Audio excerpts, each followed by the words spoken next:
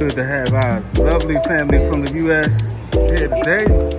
Yeah, our lovely family. We appreciate y'all. It just makes my heart smile just to see this right here. Yeah, nice.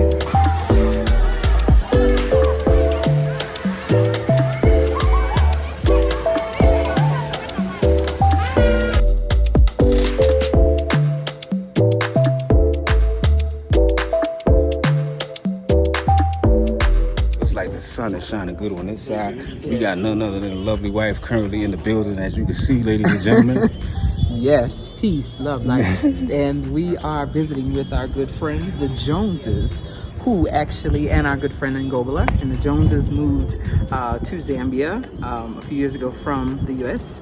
And they have a full auto repair shop here in Lusaka. And so we're going to talk to them and see how things are going, how they're settled in and everything, and take a look at this wonderful shop here. We're at the Calaban auto repair shop here, full service auto repair and maintenance.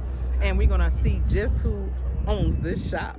We have a good show for you today, and let's talk to our friends here who are the owners and of the shop. Nice. Here are the Joneses. Hello. How are you? Good. How are you, brother? All right. Pleasant visit. You give the viewers your name. Oh, so my name is Ken. Originally, I actually come from the States. Born in New York, raised in Atlanta, Georgia. My experience being in Zambia, it's actually quite unique.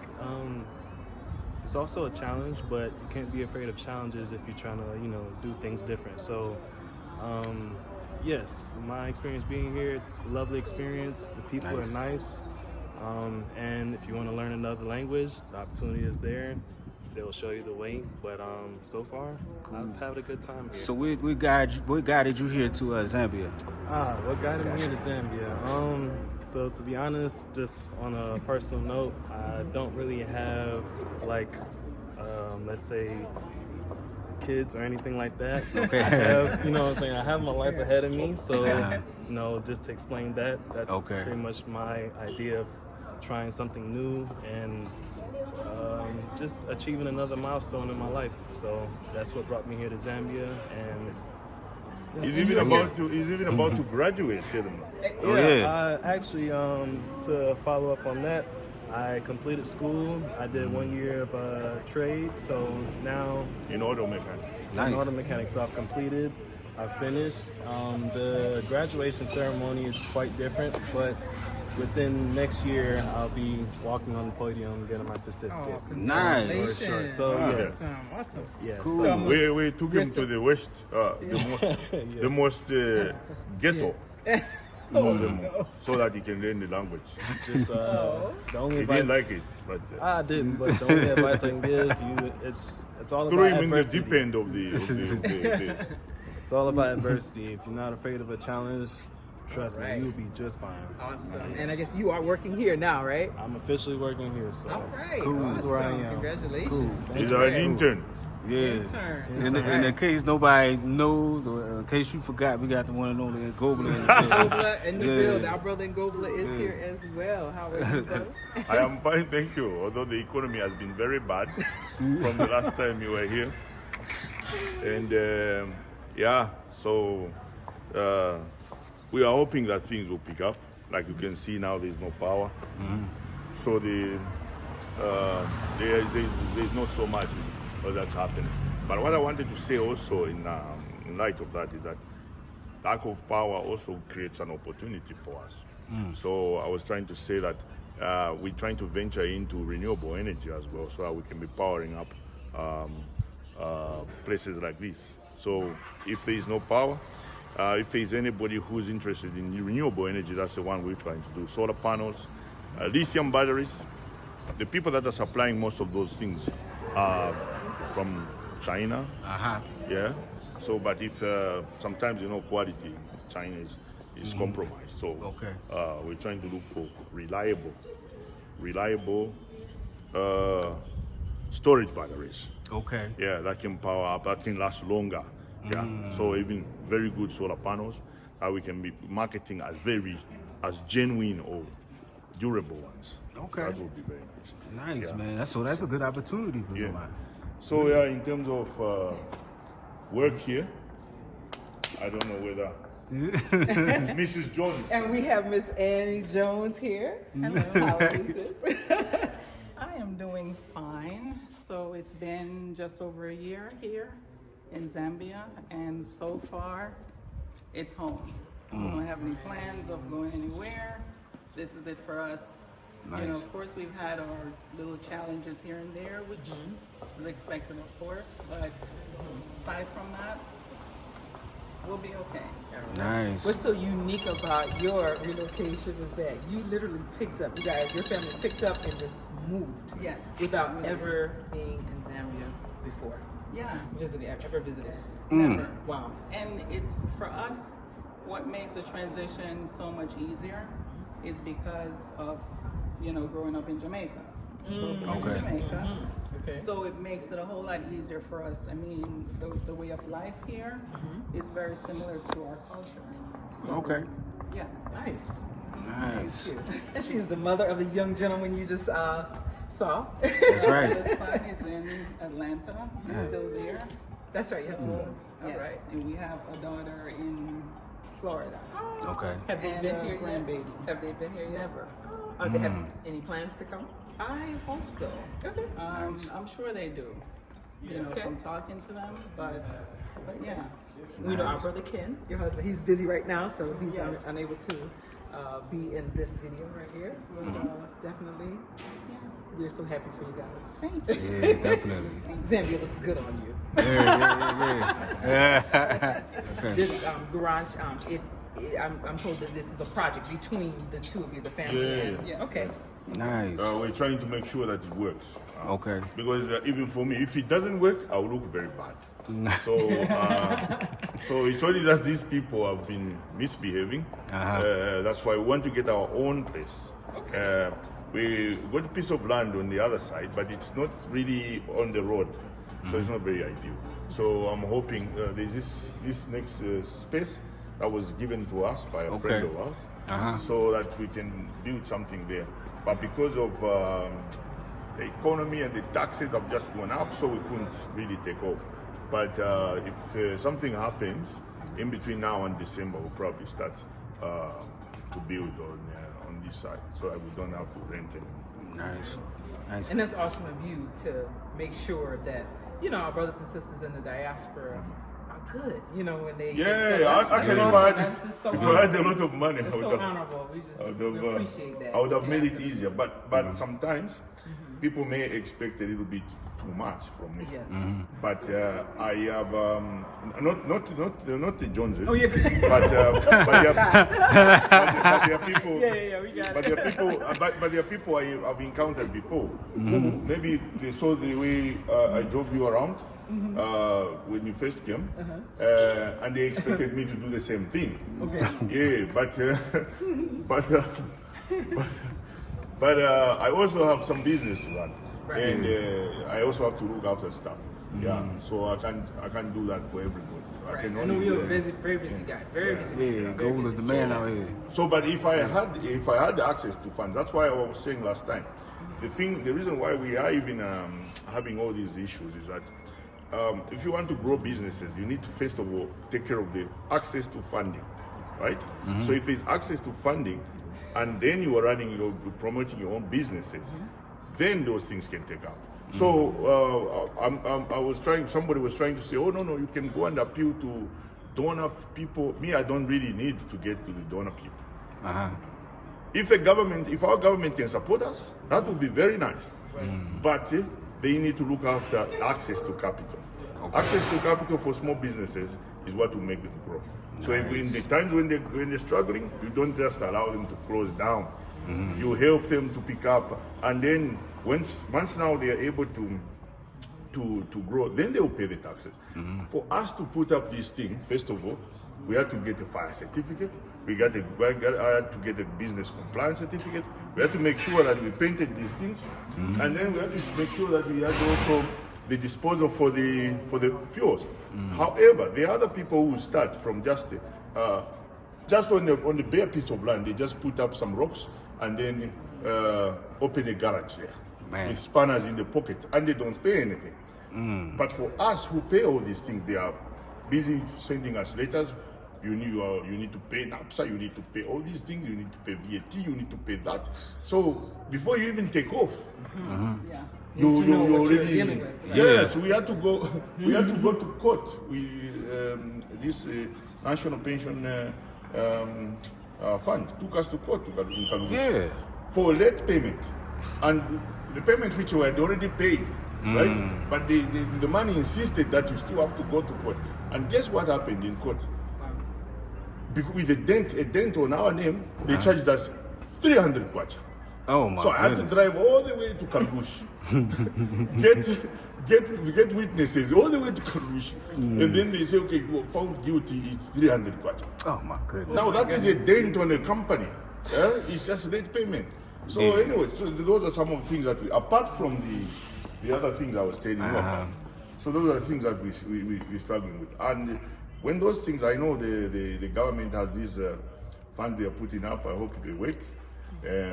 But we don't really need that money from the government. Another thing, if there are people out there who are willing to partner with us, we can get this thing off the ground. Nice. So on a scale of 1 to 10, in setting up a business here in Zambia, where would that fall? Setting up a business is not very difficult. Okay. But getting the business right is what. So there are some rules that are not in favor of small businesses or local businesses. Yeah. So, like for instance, the people that we're renting from, they get a tax incentive, so they don't pay the VAT that we pay. Right. However, when they want to charge us rent, they're charging us $1,000 per month. Yes, not kwacha, $1,000 per month. Now, how do you survive? Yeah, so it means you have to make more than $1,000 for you to keep up. Man. But those tax people, they don't care so much about that.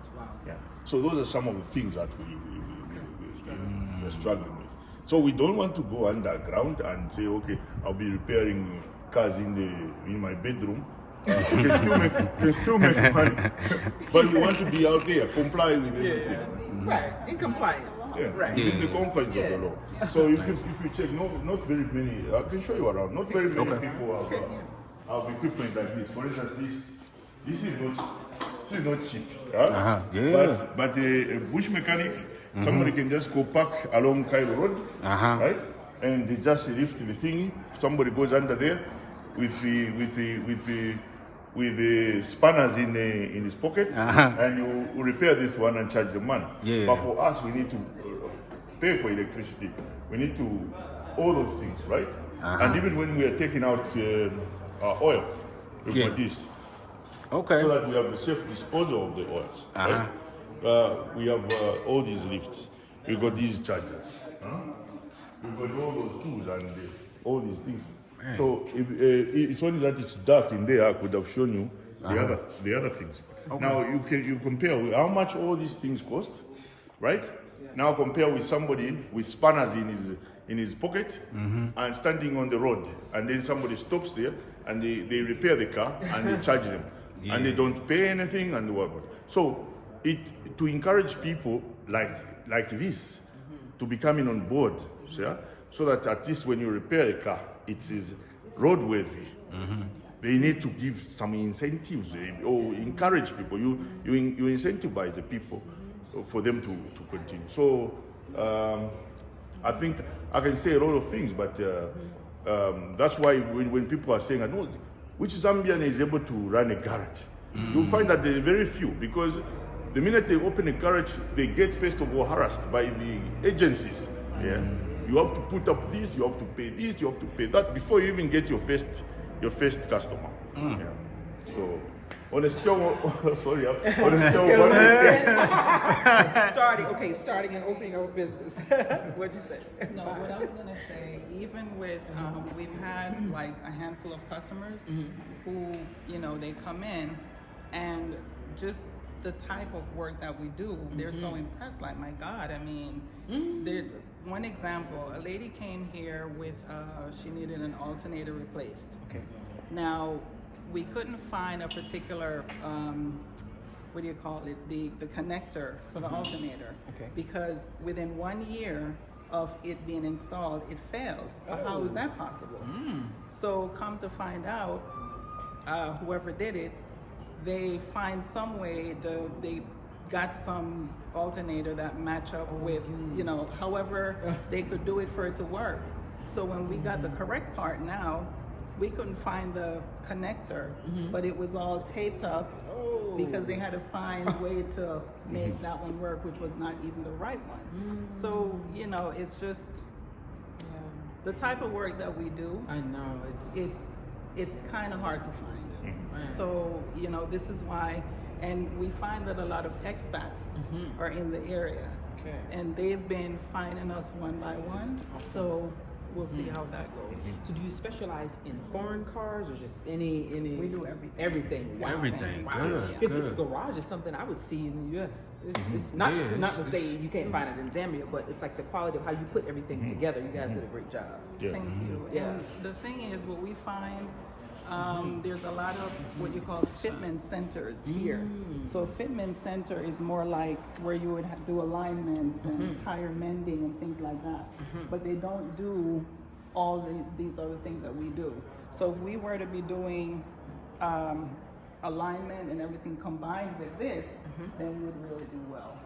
So we hope to get to that point. How many years have your family been in this business, the auto repair business?